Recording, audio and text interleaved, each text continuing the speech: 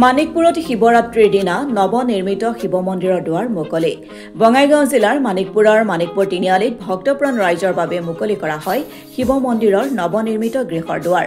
এক গাম্ভীৰ্যপূৰ্ণ অনুষ্ঠানত মন্দিৰ প্ৰাংগণৰ দুৱাৰ মুকলি কৰে কমতাপুৰ স্বায়ত্তশাসিত পৰিষদৰ পাৰিষদ গোলাপ পাঠকে মন্দিৰৰ নৱনিৰ্মিত গৃহৰ দুৱাৰ মুকলি কৰে মানিকপুৰৰ বিশিষ্ট সমাজকৰ্মী হিতেশ দাসে অনুষ্ঠানটোত উপস্থিত থাকে বঙাইগাঁও জিলাৰ ৰাইজৰ দলৰ সভাপতি মহিধৰ ৰায় অপূৰ্ব নাথ নৱনাথ শংকৰনাথ আদি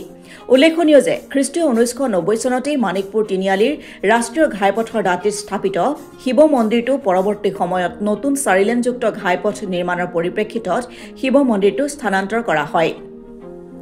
স্থানান্তৰিত কৰি নতুন গৃহৰ নিৰ্মাণ কাৰ্যৰ আৰম্ভণি কৰা হৈছিল অৱশেষত মানিকপুৰৰ কিছু সামাজিক যুৱক তথা ব্যক্তিৰ উদ্যোগত সম্পূৰ্ণ হৈ উঠিল শিৱ মন্দিৰৰ নৱনিৰ্মিত গৃহ এক সম্পূৰ্ণ আধ্যাত্মিক পৰিৱেশত শিৱৰাত্ৰিৰ দিনাই মানিকপুৰীয়া ৰাইজৰ বাবে মুকলি হ'ল নৱনিৰ্মিত শিৱ মন্দিৰৰ দুৱাৰ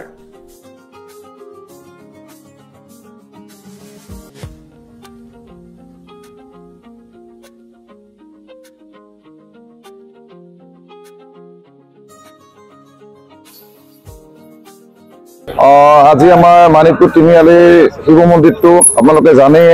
নেশ্যনেল হাইৱে ভাঙিবলগীয়া হৈছিল তাৰ পৰা মেডিকেলৰ সন্মুখত আমি পুনৰ নিৰ্মাণ কৰিলোঁ তাৰে আজি দ্বাৰ উন্মোচন কৰিলোঁ ইয়াতে যিমানখিনি মানিকপুৰীয়া ৰাইজে সহায় সহযোগিতা আগবঢ়াইছে দান বৰঙণি আগবঢ়াইছে সকলোকে ধন্যবাদ জনাইছোঁ আৰু আমাৰ আজি এই শিৱৰাত্ৰি অনুষ্ঠানত সকলোকে অংশগ্ৰহণ কৰিবলৈ অনুৰোধ জনাইছোঁ আজি আমাৰ মানিকপুৰ তিনিআলিত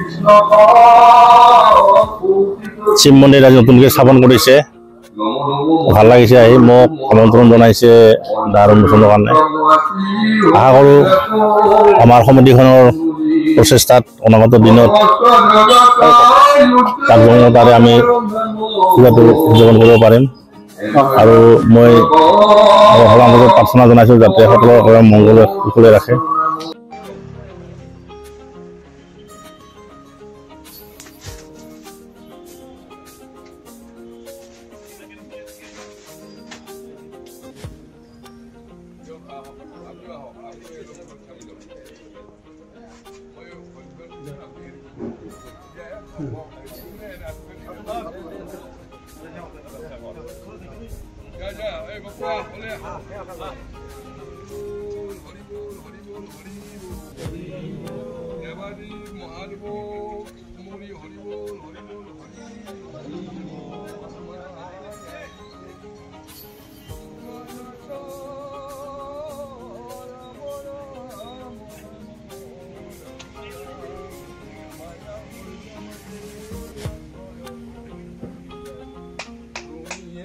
মানিকপুৰৰ পৰা আব্দুল সুবাহান আলীৰ ৰিপৰ্ট অসম টুডে